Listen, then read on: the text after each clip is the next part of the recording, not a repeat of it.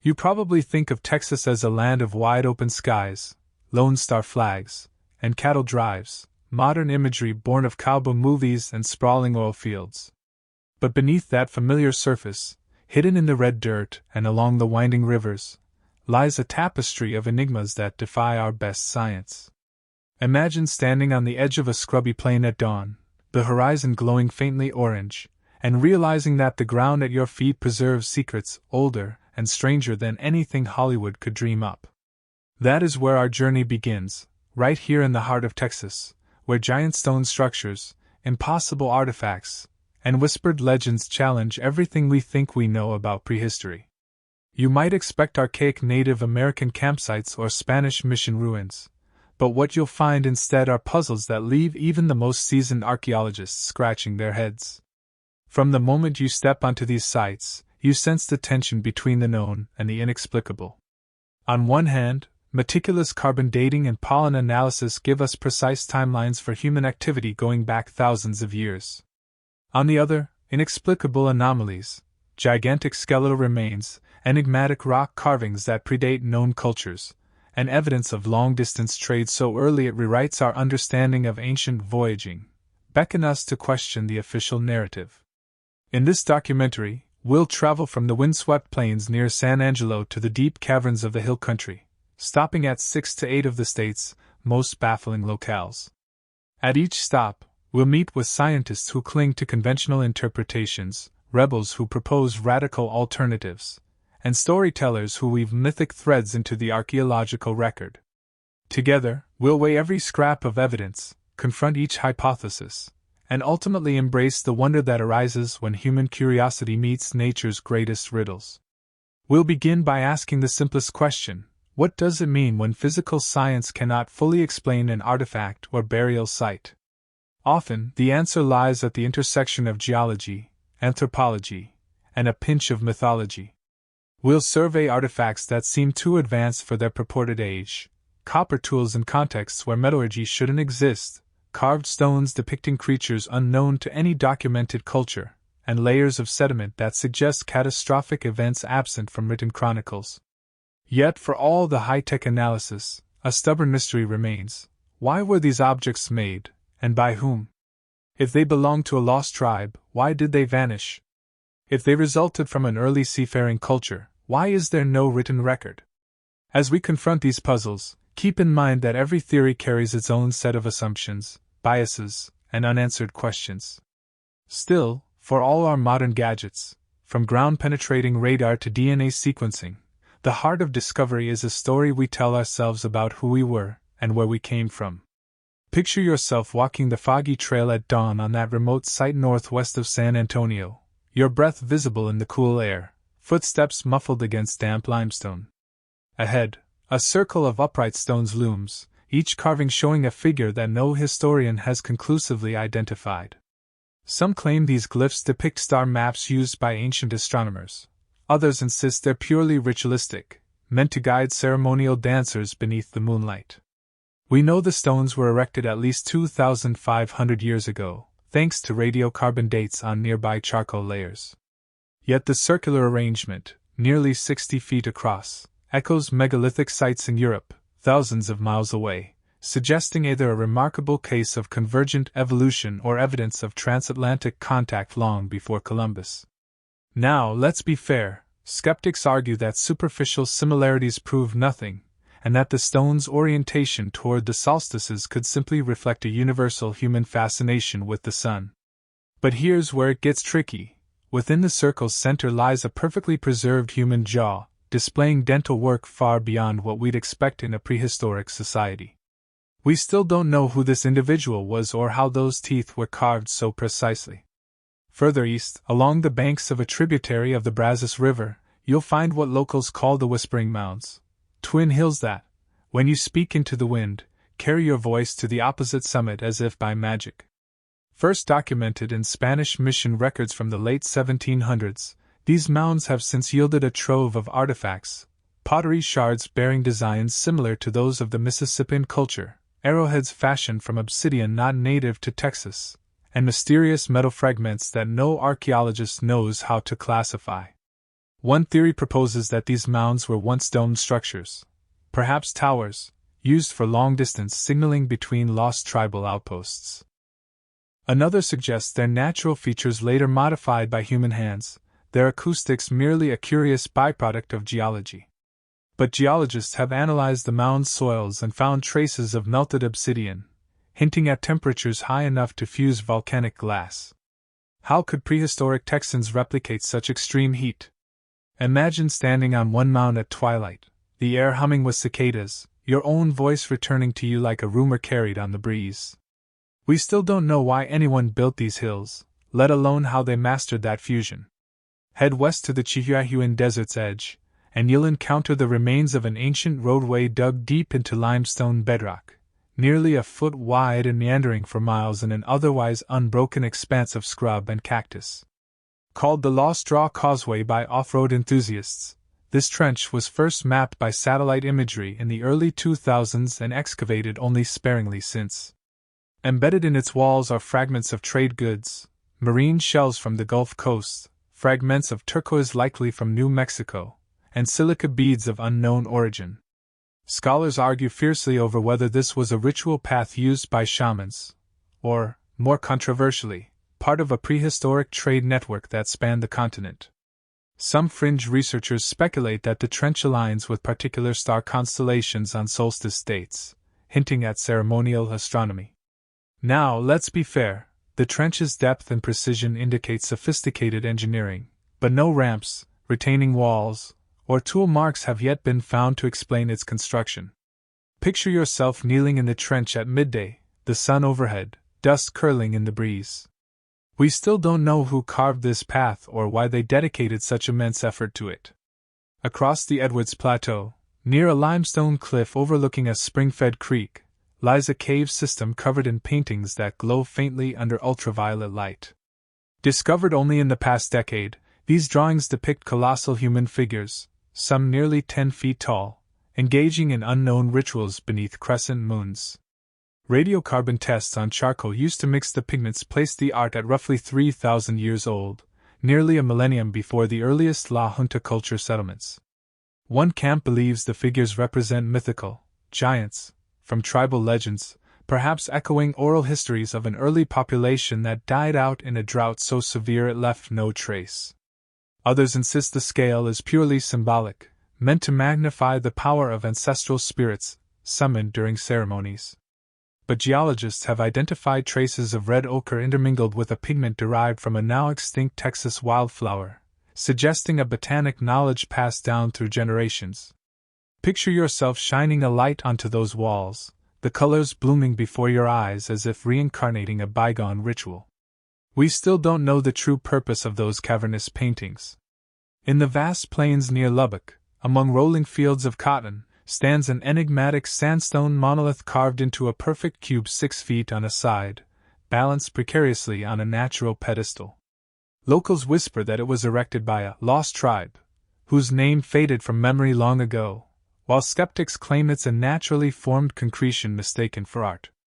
Geologists drilled into its core and found a hollow chamber filled with pollen from tropical plants, dating back over 5,000 years. An epoch when Texas's climate was far more humid. How did those plants reach this dry region? Was there an ancient climate corridor we've since forgotten, or did traders carry botanical specimens as sacred offerings?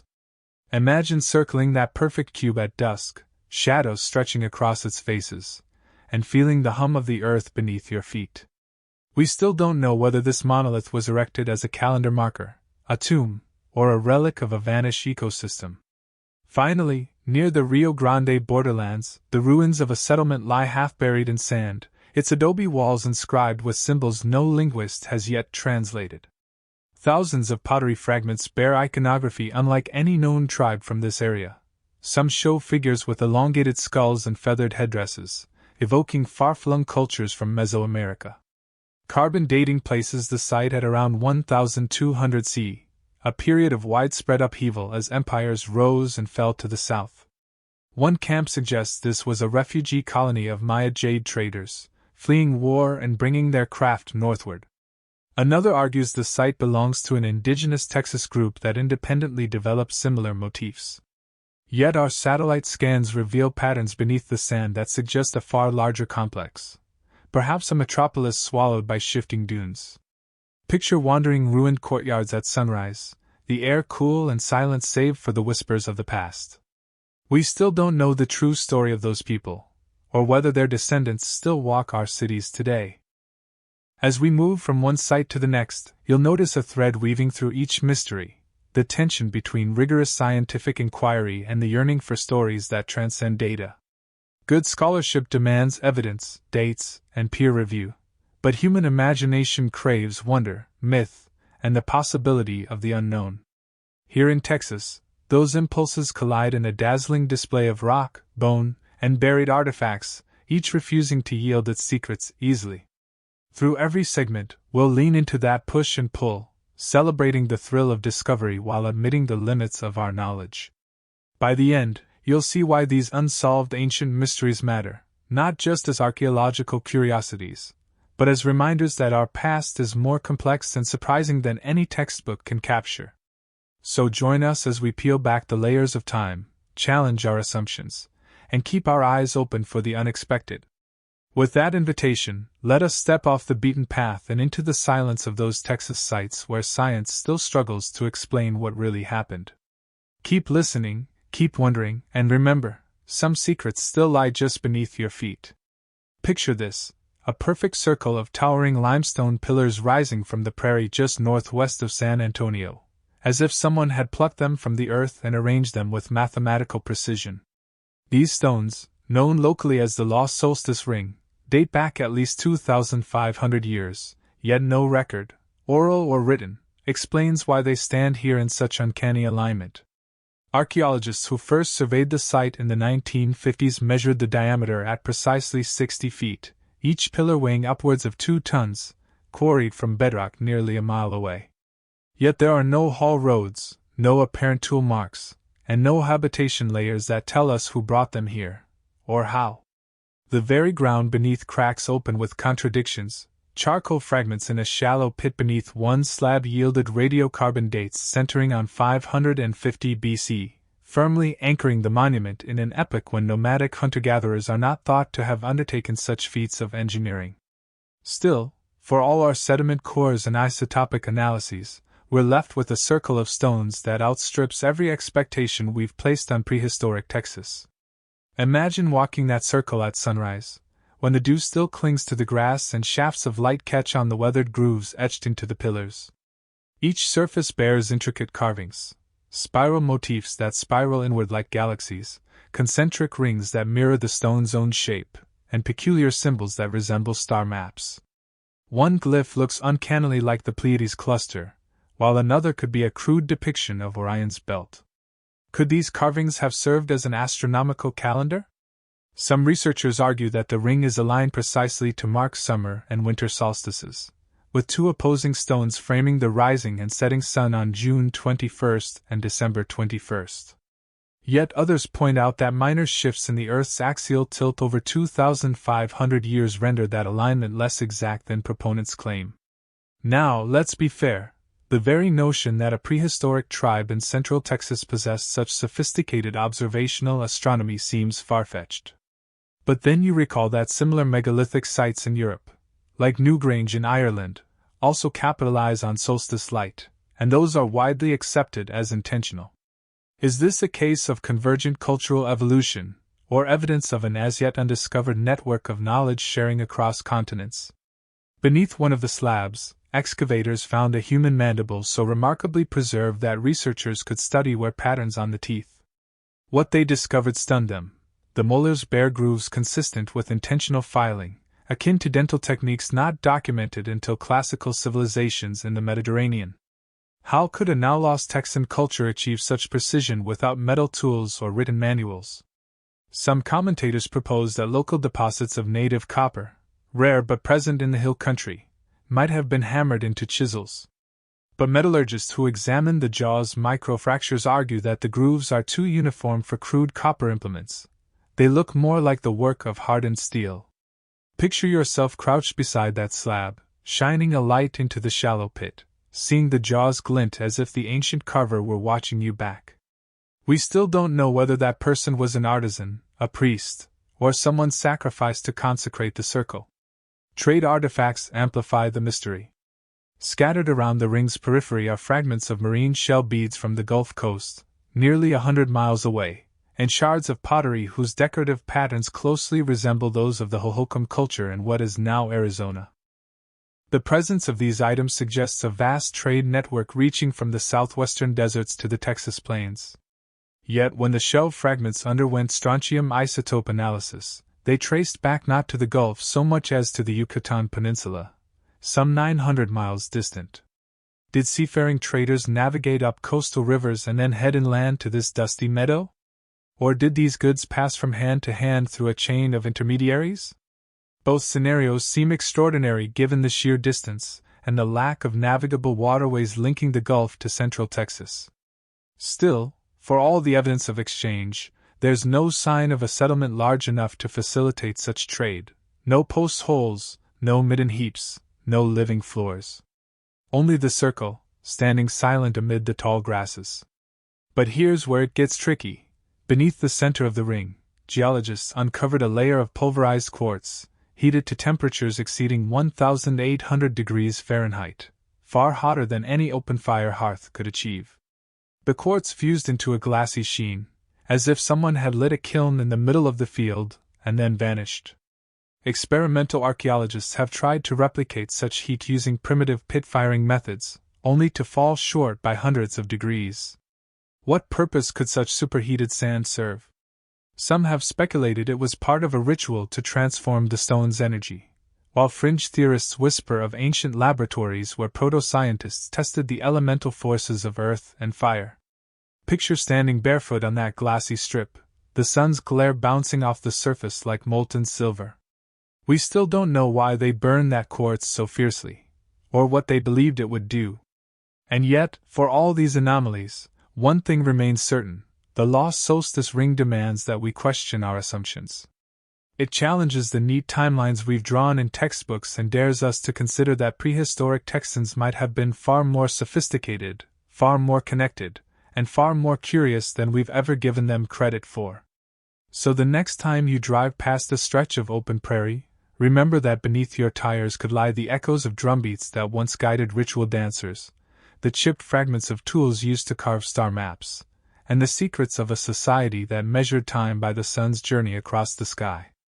We still don't know who built this ring, or why they chose this lonely meadow to make their mark, but its stones stand as a testament to human ingenuity and the enduring mystery of our past.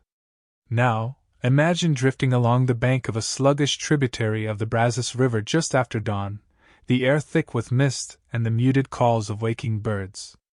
Ahead rise two low hills, their rounded tops barely breaking the horizon. At first glance, they look like ordinary knolls, but when you speak, even in a whisper, your voice carries between them as if the very wind is a vessel for your words. These are the Whispering Mounds, recorded in Spanish mission journals as early as 1786, yet studied seriously only in the last century. Radiocarbon samples of charcoal from ancient hearths found near the base date human activity here to around 1200 CE, placing the site firmly in the era of the Plains village cultures. But the acoustics, how do mounds of soil transpose a soft murmur into a clear message across hundreds of feet? Archaeologists uncovered fragments of pottery stamped with designs reminiscent of the Missouri River Valley's Mississippian style, alongside arrowheads fashioned from obsidian traced to quarries in present-day New Mexico. These finds hint at a crossroads of cultures, a place where riverine traders, hunter-gatherers, and perhaps even carved stone specialists converged. Yet the mounds themselves bear no clear tool marks, no telltale signs of construction layers that would explain their shape. Geomorphologists who analyzed soil cores found traces of melted obsidian, glass formed only at temperatures above 1,200 degrees Celsius, tucked within the Crotavina. No indigenous forging technology in pre-Columbian Texas could produce such heat. Could some ancient ceremonial fire have reached those blistering temperatures? Or did a natural phenomenon, perhaps a lightning strike funneled through mineral veins, create those vitrified zones? Picture standing on the eastern mound as the sun climbs higher, your own voice resonating back to you like a whisper from another world. Some theorists propose these hills were once topped by wooden palisades and served as lookout points, their design intended to amplify signals, human voices, drumbeats, or smoke puffs, across the valley. Others suggest a more mystical function, that the tribes here believed the mounds were sacred earthen altars tuned to carry prayers to ancestral spirits. Tribal elders today tell stories of a talking land, where the hills remember voices long silenced. Yet, for all the folklore, when engineers scanned the mounds with ground-penetrating radar, they detected no internal chambers or support structures, just homogeneous soil. But here's where it gets tricky. Buried just beneath the summit of the western mound, excavation revealed a cache of metal fragments, tiny coils and sheets of a copper-tin alloy, strikingly like bronze. Metallurgists who examined the pieces found lead isotopes matching ores from the ancient Mediterranean, not the Americas. How could scrap of Near Eastern bronze wind up buried in central Texas a millennium ago? One fringe theory posits a pre-Viking transatlantic voyage, intrepid sailors sailing west from the British Isles or the Bay of Biscay, bringing bronze offerings to indigenous peoples. Mainstream scholars counter that ocean currents and wind patterns would have made such a journey nearly impossible without advanced shipbuilding, and that the fragments may have arrived via a complex chain of trade, from Mediterranean traders to Norse, then to Basque fishermen, and so on, until they reached the Gulf Coast and were bartered inland. Now, let's be fair, each step along that hypothetical chain multiplies uncertainties, shipwrecks, cultural barriers, linguistic gaps. Yet the isotopic signature is as clear as any lab test can make it. It begs a question that hovers over every artifact here. Was ancient Texas merely a remote outpost, or was it part of a web of exchange that spanned hemispheres? And what motive would bring sailors bearing bronze to this particular spot, with no signs of a camp or a dock? Still, for all the scientific scrutiny, the mounds retain a sense of the uncanny. On clear nights, when the wind is just right, locals insist they can hear faint drumbeats rolling across the hills, echoes of ceremonies long gone. Researchers equipped with audio recorders have captured low-frequency rumbles, but attribute them to distant traffic or natural atmospheric effects. Yet when you stand between the summits and utter a chant, your words seem to vibrate inside your own skull, as though the earth itself were speaking through you. Picture closing your eyes, letting the reverberations wash over you, imagining a procession of dancers in animal skins, drums wrapped in sinew, voices lifted in a ritual that honored a world beyond the visible. In the end, the whispering mounds remind us that not every mystery submits willingly to our measurements. They challenge the boundary between rock and ritual, between geology and gossip. We still don't know what powered those acoustics, who built the mounds with such apparent precision, or how Mediterranean bronze first touched this soil. Now let your mind drift to the windswept expanse where the Chihuahuan Desert meets the endless sky, and picture a deep trench carved into the pale limestone plains, snaking its way across miles of barren scrub as though a giant had drawn a finger through the earth. This is the Lost Draw Causeway, an ancient pathway worn into solid rock, nearly a foot wide and several inches deep, first spotted only in the early 21st century by satellite imagery, yet whispering of human ambition far older than any modern drone could capture. Archaeologists have trekked its length, uncovering scattered shards of marine shell, once living mollusks harvested from the Gulf Coast almost 200 miles away, alongside beads of turquoise that bear the unmistakable fingerprint of New Mexico quarries. Silica fragments, too, hint at links to culturally distant peoples, and at several points the trench's walls are flecked with blackened seams, as if someone had lined its borders with fire, forging possibly ceremonial lines of power. Carbon-dated charcoal from a pit beside one section places human activity here around 800 C, when nomadic bands roamed the plains without the kind of large-scale engineering this causeway implies. But here's where it gets tricky.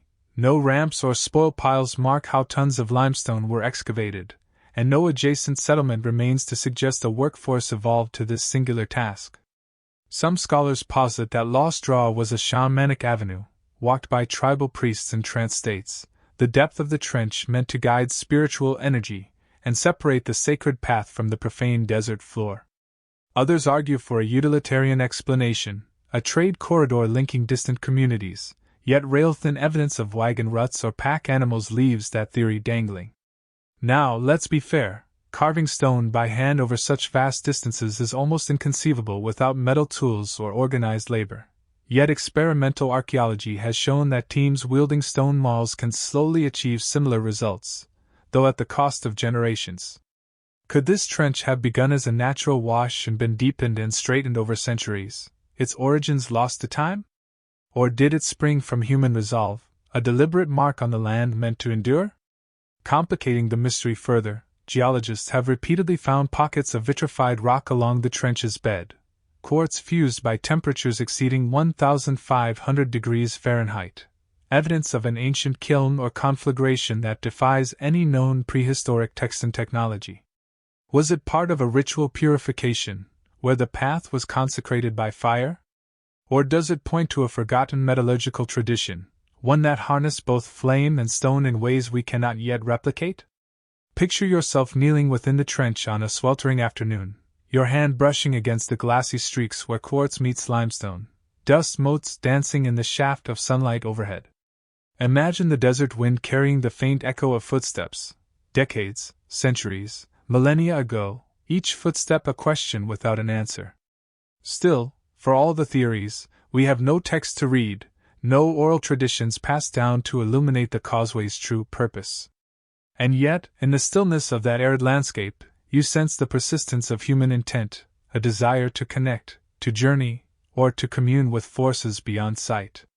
We still don't know who carved this path so meticulously, why they dedicated such unwavering effort to it, or what they hoped to convey by cutting a line across the silent desert.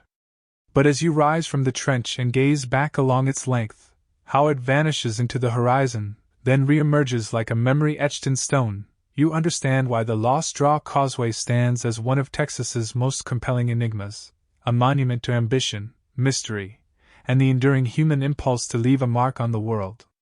In the depths of the Edwards Plateau lie caverns whose walls glow faintly under ultraviolet light, revealing colossal figures and cryptic symbols that no known culture in this region ever recorded. These subterranean chambers, discovered only a decade ago by spelunkers chasing echoes through narrow fissures, harbor paintings of towering human forms, some nearly 10 feet tall, each rendered in vivid reds and ochres made from charcoal mixed with crushed wildflower pigments now extinct. Radiocarbon dating of the charcoal places the art at roughly 3,000 years old, a full millennium before the rise of the La Junta culture along the Rio Grande, and well before any documented group in Texas is said to have possessed the botanical knowledge required to extract those floral hues. As you squeeze through the last low tunnel and step into the vaulted main chamber, the air is cool and still, and your headlamp catches the sheen of mineral deposits that have slowly cemented the paintings in place. Archaeologists and geologists who've since studied the site have mapped out at least 15 individual panels, each depicting scenes that blend daily life with mythic undertones, hunters in feathered headdresses pursuing enormous beasts, figures holding up crescent moons as if in ritual benediction, and jagged stars clustered overhead like a cosmic council. One image even shows a pair of giant skeletons, arms outstretched, as though welcoming initiates into an underworld of forgotten giants. The limestone walls themselves bear tool marks from flint chisels and possible bone implements, indicating that the artists labored for hours, or perhaps days, within earshot of dripping water and the rustle of cave crickets. Yet there is no evidence of torch smoke staining higher passages, suggesting that these painters may have used bioluminescent fungi or other unknown light sources to illuminate their work. Now, let's be fair. Some experts caution against overinterpreting these grandiose depictions. They argue that the large scale of the figures may be purely symbolic, a form of visual rhetoric meant to magnify ancestral spirits rather than record actual giants. Cultural anthropologists point out that many prehistoric groups worldwide emphasize exaggerated proportions in their ritual art, using size to convey spiritual potency. Still, for all the logic of symbolism, you cannot ignore the local tribal legends of the Tonkawa and Comanche, which speak of an earlier race of rock walkers, people of enormous height who once lived in the hills and carved strange symbols into cave walls before vanishing into the earth. Is it possible that these legends preserve a distant memory of a real group whose bones have long since dissolved in the acidic soil? But here's where it gets tricky. Chemical analysis of the pigments found trace amounts of a compound derived from a particular wildflower endemic to the Llano Uplift, one thought to have died out around 2,500 years ago due to climate change. That suggests not only botanical sophistication but also a continuous oral tradition that transmitted plant-based recipes for millennia. If those flowers disappeared, how did the artists replenish their supply? One theory posits that subterranean seed caches survived in fissures deep beneath the surface, allowing small populations to persist underground. Another proposes that the painters traded with distant groups who kept the plant alive in hidden groves, hinting at far-flung networks of exchange. Yet geologists have found no sign of collapsed chambers containing such caches, and the nearest known surface populations of the flower were more than 100 miles away, raising questions about travel, trade, and the social organization required to maintain those routes. Picture yourself standing beneath an arch of rock, the UV light revealing the silhouette of a guide figure in a feathered cloak, arms extended toward a painted constellation. The air smells faintly of earth and old water, and the beam of your lamp trembles as your heart quickens at the thought that these images endured for 3 millennia. You can almost hear the whispered chants of ritualists, the scrape of chisels on limestone, the hush that falls when the moon rises outside and the cavern's entrance snuffs out the last of the day's light. We still don't know whether the cave served as a pilgrimage site, a funerary sanctuary, or perhaps a cosmological map guiding souls in the afterlife. Mythic echoes linger here more loudly than evidence can explain. Some fringe researchers suggest these paintings document encounters with visitors from across the sea, ancient voyagers whose arrival sparked hybrid ceremonies blending local ritual with Mediterranean iconography. Mainstream scholars dismiss that as fanciful, noting that no ceramics or genetic markers tie any Texas population to the Old World before Columbus. Yet when DNA from a small fragment of human bone, preserved behind a fallen boulder, was sequenced, certain mitochondrial haplogroups emerged that are rare in modern indigenous Americans but more common in populations from coastal Iberia. Could drift voyages by early sailors have reached these shores and then wandered inland? Or might these genetic traces derive from a much more complex migration pattern through Beringia, carrying with it a suite of cultural motifs that later fused into local traditions? Still, for all our modern scrutiny, from multispectral imaging to isotopic fingerprinting, the cave paintings remain a vivid testament to imagination and ceremony. They compel us to bridge the gap between skepticism and wonder, reminding us that art can endure as both record and riddle. As you step back into the sunlight and watch late afternoon rays gleam off the limestone cliffs, layer upon layer of time seems to press against your skin. In that moment, you realize the true power of these chambers. They don't just show us how our ancestors saw their world, they challenge us to see ours with fresh eyes, to appreciate the fragile thread that connects us to those who pressed pigment to stone when the world was young. We still don't know who painted these giants or why they chose these hidden halls, but in searching for answers, we find ourselves illuminated by the very mysteries that elude explanation. Imagine yourself standing amid rolling cotton fields east of Lubbock, the sun dipping low in the sky and casting long shadows across the plains, when you first glimpse the monolith. A perfectly hewn cube of red-brown sandstone, each face exactly 6 feet wide, balancing improbably on a narrow pedestal carved by nature's hand. Locals call it the Sentinel Stone, and they swear that on certain mornings, a shaft of dawn light slices through the cube's precise edges, illuminating its hollow core as though revealing a hidden chamber within. Geologists who drilled into the pedestal found just enough space for a small object, a reliquary, perhaps, but no artifacts remained. Instead, they uncovered layers of pollen, trapped in the crevices of the cube's base, that dated back more than 5,000 years to an era when the South Plains were lush with oak savanna, not the semi-arid steppe we know today. Archaeobotanists examined those pollen grains and identified species now extinct in the region: wild chestnut, elderberry, and a type of water lily whose basin would have required standing water up to 2 feet deep. This suggests either a vastly different climate corridor once ran through West Texas or that someone carried these plants as living specimens, botanical pilgrims nurturing seeds across miles of open grassland. But why encase them beneath a sandstone cube? Some researchers propose the stones served as a climatic marker, a monument erected when the plains began to dry, a warning that the world was shifting and populations needed to adapt. Others argue it was a shrine dedicated to fertility, the cube's hollow core meant to house earth offerings, seeds, grains, or even infant burials in a rite meant to secure the land's future bounty. Yet neither hypothesis fully explains the cube's precision. Geological surveys detected no fault lines or natural joints that would split the rock so cleanly. The cube appears carved, its edges too straight, its faces too flat for the capricious forces of erosion alone.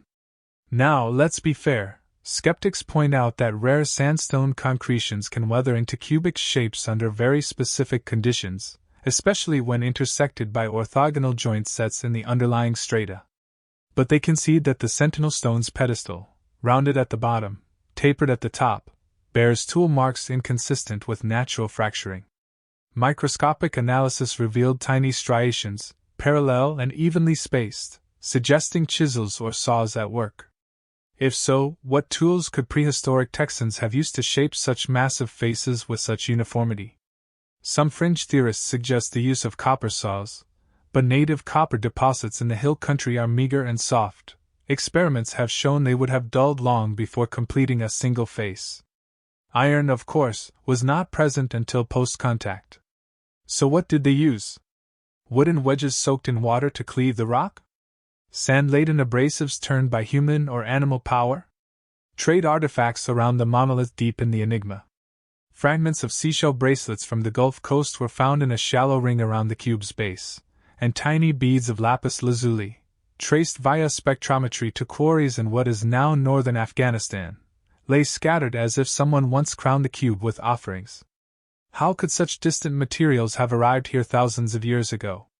One possibility is the operation of an extensive overland trade network stretching from the Mediterranean across Europe, through Beringia, and down the North American continent, an idea that upends our current models of prehistoric mobility. Alternatively, perhaps migrating tribes carried prized stones westward in a slow drift over generations, each group adding its own offerings and legends to the Sentinel Stone's lore. Yet neither scenario explains why no settlement remains, no post holes, no hearths, no refuse heaps, to host the people who would have tended this sacred object for centuries. Picture circling that cube at midday, the wind stirring the tall grasses around your ankles, and imagining a procession, dancers in elaborate regalia circling the monolith, seeds and flowers tossed at its base, the air thick with incense smoke from burning pine resins. Tribal legends speak of sky keepers, an order of priests who guarded ancient knowledge of climate cycles and celestial movements. Could they have erected the Sentinel Stone as both calendar and altar, tracking seasonal changes and offering rituals to coax rain from parched skies? Yet even if that were true, why leave no trace of their ceremonial grounds? The surrounding land bears no traces of footpaths or trampling, as if the cube stood alone, untended for centuries before being rediscovered. Still, for all the theories and tests, the Sentinel Stone refuses to yield its secret. We still don't know whether it was a calendar, a shrine, or a botanical time capsule, whether those exotic plants thrived here once or journeyed in human hands, or whether the cube's perfect form was the result of master stonemasons or the rare whims of geology. And as the sun sets behind you, painting the horizon in violet and gold, the monolith stands silent, a testament to human ambition and the enduring mysteries buried in Texas's ancient soil. Picture yourself navigating a low bluff above a winding bend of the Rio Grande, the evening air heavy with mesquite smoke and the distant call of curlews drifting on the wind. Before you lies the half-buried outline of an adobe settlement, walls weathered to the color of sunbaked clay, punctuated by symbols that no linguist has yet deciphered. Some glyphs resemble flowing serpents crowned with feathered plumes, others look like spiraled suns pierced by five-pointed stars, iconography unlike any documented tribe in this region. Pottery shards scattered among the collapsed rooms bear painted motifs of elongated skulls, their exaggerated curves recalling the cranial deformations practiced by Maya elites. Yet the clay matrix, when petrographically analyzed, matches local Texas soils rather than any Yucatan source. Radiocarbon dates from charred beams in a central hall center the occupation around 1200 C, a time when Mesoamerican polities were flourishing hundreds of miles to the south. But why would their artistic language surface here, in this arid borderland? As you step over a fallen lintel and shine your light into the main courtyard, you notice faint traces of pigment on one faded wall, tiers of red, black, and turquoise arranged in bands that evoke the jaguar-striped murals of the Petun region. Underneath, faint handprints mark the lower courses, as if children once pressed their small palms in reverence or play. Nearby, a collapsed granary yielded hundreds of maize kernels, some showing genetic markers of a strain cultivated in highland Guatemala centuries later. Grain samples, when sequenced, revealed alleles uncommon in local cultivars, suggesting that either seed stocks traveled long distances or that migrants carried grain in their belongings as they journeyed north. Trade goods further complicate the picture. Small copper bells, fashioned in a style nearly identical to those recovered at Toltec sites near Tula, ring hollowly when struck. A cache of obsidian blades traced by geochemical fingerprinting to mines in central Mexico lies buried beneath a leveled room that may once have served as a temple. Now, let's be fair, skeptics argue that the Rio Grande site represents a culture of hybrid traders, local groups who adopted exotic styles to bolster their prestige, much like medieval European lords imported Byzantine silks. They suggest that artisans copied foreign motifs, and that travelers exchanged goods along a network of river routes, with no need for mass migrations or colonizing expeditions. But that theory struggles to explain the human remains found under the temple's main platform, a communal burial of 10 adults whose cranial shapes, when measured, cluster within the range of classic Maya deformation practices. Yet when bone collagen was tested for stable isotopes, the signatures pointed not to jungles but to diets dominated by bison, mesquite pods, and freshwater fish, staples of the Great Plains. Could these people have been born in one world and lived in another, carrying their ancestors' rituals into a land that sustained them with entirely different resources? Competing theories swirl like desert dust. One school proposes a refugee enclave, Maya artisans fleeing the collapse of their lowland cities, trekking north along the Gulf Coast before settling amid the Rio Grande's hidden groves. Another suggests a diplomatic mission, emissaries from the north forging alliances with Mesoamerican elites through shared ceremony and intermarriage, their adobe halls marking a seasonal rendezvous rather than a permanent town. A more speculative idea even posits astral voyages, a band of star travelers, guided by celestial omens who map their gods' constellations onto adobe walls, believing the river itself to be a cosmic artery linking earth and sky.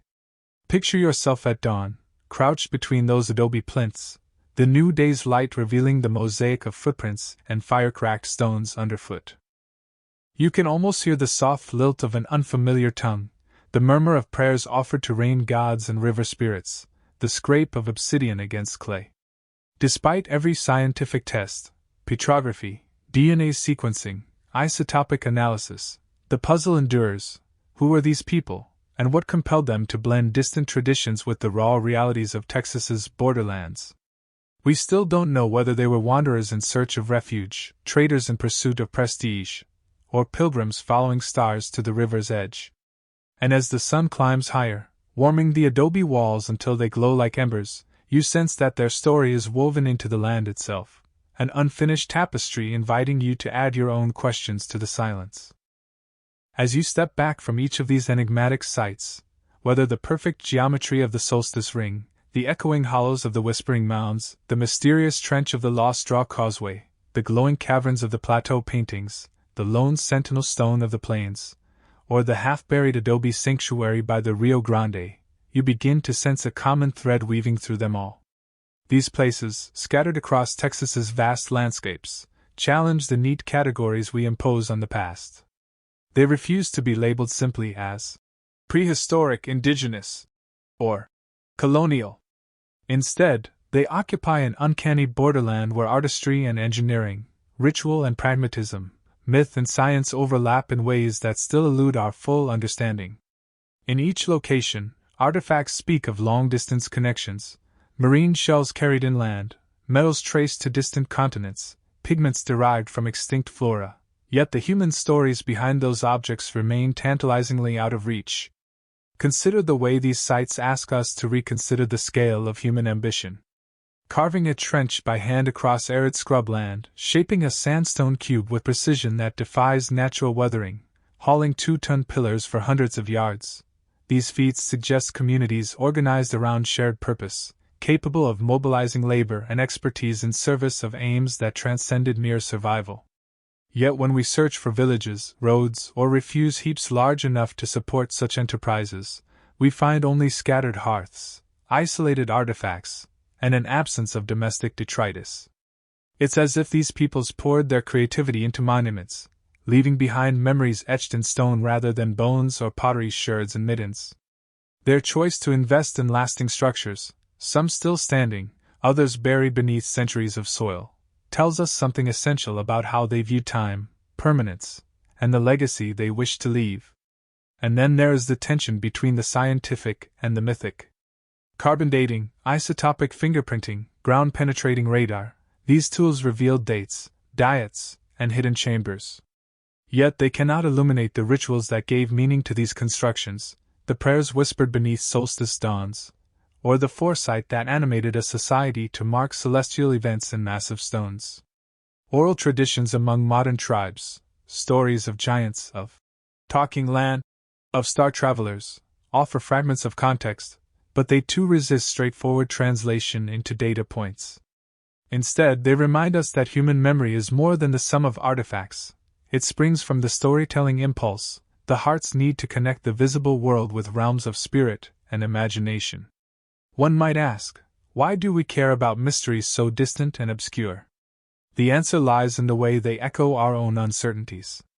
In an age where technology seems to grant us mastery over nature and history appears neatly contained within dusty tomes, these ancient enigmas remind us of the limits of our control. They underscore that the past was never a static tableau awaiting our discovery, but a living, breathing tapestry that once pulsed with hopes, fears, and ambitions as vivid as our own. By grappling with what we do not know, we learn humility. We open ourselves to possibilities unimagined and acknowledge that the stories we tell, about where we come from and who we are shaped as much by questions as by answers. Yet perhaps the greatest lesson is this: archaeology, at its best, is a dialogue between the past and the present. When you stand before the sentinel stone as sunrise slices through its perfect edges, you are in conversation with someone who lived 5 millennia ago, someone who carved, or simply revered, that cube. When you whisper into the whispering mounds and hear your words return as if carried by ancestral breath, you become part of a continuum that spans centuries. Each investigation, each careful measurement, and each wild hypothesis is an attempt to close the gap between then and now. And in that gap lies our shared human wonder. So what do these mysteries matter? They matter because they remind us that human creativity knows no geographical bounds and no temporal limits. They compel us to question the stories we accept about our origins and to remain open to new interpretations. They challenge us to blend rigorous science with imaginative empathy, to honor the data while allowing room for myth, ritual, and poetry. And they invite us to participate in a collective quest, to keep peeling back layers of earth and time, to keep listening for echoes in stones and soils, and to remain curious even when our instruments offer no definitive answers. In the end, the true power of Texas's unsolved ancient mysteries is not that they frustrate our desire for certainty, but that they kindle a deeper curiosity. Each unanswered question: why did they carry seeds of extinct plants? How did they fuse quartz at impossible temperatures? Which distant shores sent bronze to these plains, beckons us forward, urging us to learn more about geology, engineering, botany, astronomy, and anthropology. By pursuing these lines of inquiry, we not only inch closer to explanations but also enrich our understanding of human potential across time. So keep digging, sometimes with shovels and trowels, sometimes with lasers and spectrometers, and sometimes with flights of imagination. Venture into archives and libraries as eagerly as you explore cave tunnels and desert trenches. Share your findings, debate your theories, and remain mindful that every hypothesis carries its own shadows of doubt. Because it is this very interplay of evidence and speculation that fuels discovery. And remember, as you tread the red clay near San Angelo or slip into a hidden grotto in the hill country, that some secrets still lie just beneath your feet, waiting for you to listen, wonder, and ask, again and again, the timeless question, what if? As the sun dips behind the far horizon, painting Texas's vast skies in hues of rose and indigo, we pause to reflect on what these 6 extraordinary sights, each a silent sentinel of the ancient past, collectively tell us about human creativity, connection, and the enduring mysteries that bind us across millennia. We have traced the precise geometry of the Lost Solstice Ring and its star-aligned pillars, spoken into the whispering mounds and felt our words carried by some uncanny acoustic gift, followed the deep cut of the Lost Draw Causeway and imagined the purpose that drove its makers to carve a path across unbroken desert, wandered beneath the glowing pigments of the Edwards Plateau caves and stood in the presence of painted giants, circled the weathered faces of the Sentinel Stone and pondered whether its pollen-laced hollow once housed living seeds or ritual treasures, and finally, we have stepped through crumbling adobe halls on the Rio Grande banks, where Mesoamerican motifs mingled with local traditions to create a half-buried enigma of art, architecture, and identity. What unites these seemingly disparate places is a powerful duality, the convergence of rigorous scientific evidence and the whisper of mythic possibility. Each site yields datable material, charcoal for radiocarbon analysis, isotopic fingerprints that trace materials to distant quarries, petrographic slides that match pottery clay to specific soils, yet the cultural context remains tantalizingly incomplete. We can chart trade routes and climatic shifts, but we have only fragments of the stories that motivated these ancient peoples. We can reconstruct the technologies they employed, burning quartz to glass, splitting sandstone with wedges, mixing fluoropigments in subterranean darkness, but we cannot fully explain why they chose to invest human labor, ingenuity, and sacred ritual in these monumental undertakings. In acknowledging this gap between data and meaning, we recognize a crucial lesson. The past is neither a static record nor a closed book. It is a living dialogue, one that invites each of us, scholars, enthusiasts, and casual explorers, to become interlocutors. Every shovel of earth we lift, every cave wall we illuminate with ultraviolet light, and every artifact we analyze with the latest instruments is a question posed to the long-departed architects of these mysteries. And in turn, those artifacts ask us, who are you? What did you believe? What drove you to create things that would outlast your own lifetimes? These questions matter profoundly in our own era. In a world increasingly driven by data and quantification, we are reminded by these Texas sites that meaning often resides in the spaces between measurements. The whispering mounds teach us that sound can be sacred. The Lost Draw Causeway shows that paths, whether physical or spiritual, shape human communities. The cave paintings reveal that artistic expression can be both record and ritual. The Sentinel Stone underscores the human impulse to mark ecological change. And the adobe ruins by the Rio Grande demonstrate how cultural exchange can surprise and transform even the most well-mapped frontiers. Moreover, these mysteries compel us to reassess the scope of prehistoric human networks. Marine shells from the Yucatan, bronze fragments with Mediterranean isotopes, lapis beads from Afghanistan. Each artifact demands we consider the astonishing possibility of early long-distance contact or, at the very least, extended chains of exchange. In doing so, we expand our appreciation for ancient ingenuity, vast trade corridors woven through forests, deserts, rivers, and mountains, botanical knowledge carried by seed and story, engineering feats accomplished without draft animals or written blueprints, cosmological insights encoded in stone and paint. Yet despite the grandeur of these accomplishments, it is perhaps the very humility of these sites that resonates most deeply. They remind us that the past is not ours to possess, it is ours to ponder. For every theory we propose, another doubt arises. For every test we run, another anomaly emerges. The ancients have left us gifts wrapped in riddles, gifts that can never be unwrapped completely, but that enrich us through the process of inquiry itself. So what does it mean to keep digging, literally and metaphorically, beneath Texas's soil? It means embracing a spirit of open-ended curiosity. It means combining the precision of science, and every new technique, from LIDAR to ancient DNA sequencing, with the empathy of storytelling, the reverence of ritual, and the daring of imaginative conjecture. It means collaborating across disciplines: archaeology, geology, botany, acoustics, art history, and listening as much as measuring. It means sharing our findings generously, inviting indigenous voices to guide interpretation, and remaining ready to revise our most cherished theories. In our journey through these unsolved ancient mysteries, we also encounter a broader truth about the human condition, that our desire to understand the unknown, whether the skies above, the stones beneath our feet, or the echoes of voices long silent, is as timeless as it is universal. In every age and culture, people have looked at the world around them, detected patterns or anomalies, and felt compelled to ask, why? From Stonehenge to Teotihuacan to the sanctuaries hidden beneath Texas's limestone cliffs, that impulse unites us across continents and epochs. As we close this chapter of our exploration, the real invitation is not to settle on definitive answers, though one day we may inch closer, but to carry forward the questions themselves. To return to those fields, caves, and riverbanks, to peer again at star maps carved in stone, to whisper into the mounds and listen for ancient voices, to marvel anew at each splinter of bone, each shard of pottery, each vein of fused quartz. For in doing so, we honor both the ingenuity of our ancestors and the wonder that compels us to seek them out.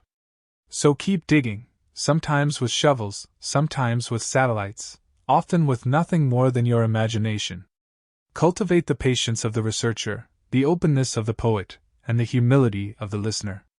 Because while science can reveal timelines and trade routes, only our collective curiosity can breathe life into the silent stones and buried walls. Remember, as you tread the red clay near San Angelo, as you set foot on the desert trench, or as you stand beneath the painted giants, that some secrets still lie just beneath your feet, waiting for you, for us, to keep asking, what if? As the dusk settles and the first stars begin to gleam overhead, we find ourselves standing at the edge of these ancient sites, each one a beacon of human ingenuity and enigma, calling us to bridge the gulf between what we can prove and what we can only imagine. When you stand before the Lost Solstice Ring as its stones glow in the moonlight, you feel the pull of time itself, nudging you to ponder why humans first measured the heavens with such precision. When you whisper into the whispering mounds and your words echo across centuries, you glimpse the power of place, how land can be shaped to carry voice, memory, and invocation. When you trace the contours of the Lost Draw Causeway with your fingertips, you sense the tenacity of purpose, an impulse so strong that it carved a path where none existed. When you shine ultraviolet light onto the cavern paintings of the Edwards Plateau, you are reminded that art can transcend mortality, preserving mythic visions of giants and cosmos for millennia. When you circle the Sentinel Stone in the fading light, you confront the delicate interplay of nature's handiwork and human craftsmanship, both conspiring to create a monument whose meaning still eludes us. And when you wander the adobe ruins beneath the broad Texas sky, you feel the whispers of cultural crossroads, where distant traditions met local realities and forged something new, yet left behind more questions than answers. These places compel us to rethink how we frame history. We often imagine the past as a linear progression, tribes evolving into chiefdoms, chiefdoms giving rise to cities, cities to empires, each stage neatly demarcated by dates and artifacts. But these Texan enigmas reveal a more fluid story, one in which small bands of people could achieve architectural marvels without leaving sprawling towns, where long-distance exchanges might flourish without formal trade posts, and where ritual and science blended seamlessly in the subconscious of their creators. They suggest that our modern categories, hunter-gatherer, agriculturalist, artisan, may obscure as much as they clarify. In these silent stone circles, whispered earthen hills, carved desert trenches, hidden painted halls, solitary monoliths, and half-buried adobes, we glimpse societies that defied easy classification, redirecting our attention from typologies to human imagination itself. Moreover, the scientific puzzles they present are extraordinary in their diversity. Radiocarbon dating challenges the timelines we thought settled. Isotopic analyses trace beads and metals back to continents far removed. Petrography ties local clays to exotic watersheds. Acoustics force us to rethink geology as an active partner in ritual. Pigment chemistry reveals lost botanical wisdom, and DNA hints at migrations and exchanges we never anticipated. Yet these methods, however sophisticated, can only take us so far. They give us dates and sources but not motivations. They map routes but not rites. They reveal materials but not meanings. For that, we need the full complement of human skills: curiosity to ask bold questions, creativity to propose daring hypotheses, empathy to imagine the minds of strangers long gone, and humility to accept that some mysteries may never be fully resolved. And perhaps that is the greatest lesson of all. In a world where so much is catalogued, digitized, and overanalyzed, where the boundary between known and unknown seems to shrink daily, these Texas sites remind us of the enduring expanse of mystery. They stand as antidotes to complacency, urging us to hold lightly our conclusions and stay open to surprises. They teach us that sometimes the most important discoveries are not the facts we uncover but the questions we learn to ask. In that spirit, every archaeologist becomes an adventurer, every scientist a storyteller, and every visitor a participant in a grand, ongoing narrative. So, as we step away from these places, let us carry forward their lessons into our own lives. Let us embrace complexity rather than simplify it. Let us honor the interplay of data and dream, measurement and metaphor. Let us listen for echoes in the landscape, whether in the whisper of hillside stones or the carved lines of a time-worn rock. Let us cherish the humility that comes from recognizing how much we have yet to learn, and let us kindle the wonder that fuels our search. Because ultimately, the allure of Texas's unsolved ancient mysteries is not in the certainty of answers but in the promise of discovery. Each artifact, each stone alignment, each whispering blowhole in the earth says, "Look closer, dig deeper, think bigger." They invite you to become a detective of the distant past, to wield trowel and telescope, to read journals and dimly lit archives, to collaborate with tribal elders and geneticists alike, and to share your findings with anyone who still believes in the power of what if. In embracing this quest, we connect with the past, enrich the present, and illuminate the future. We join a lineage of curious souls, from the earliest stargazers who first marked solstices in stone to the cutting-edge researchers using drones to map buried walls, each driven by the same spark of wonder. And though the stones, mounds, trenches, paintings, cubes, and ruins may hold silent counsel, our collective curiosity gives voice to their stories, weaving a tapestry that spans continents and epochs. So keep digging, sometimes with picks and brushes, sometimes with satellites and spectrometers, often with nothing more than an open mind and a patient heart. Seek out those planar alignments, listen for uncanny acoustics, peer into hidden recesses, and never shy from the question that propels us onward: what lay beneath before we arrived, and what will future seekers discover after we're gone? Remember, some secrets still lie just beneath your feet, waiting for you to ask, to explore, and to wonder. Keep asking. Keep exploring. Keep wondering. And above all, keep the ancient mysteries alive in your mind and in your footsteps.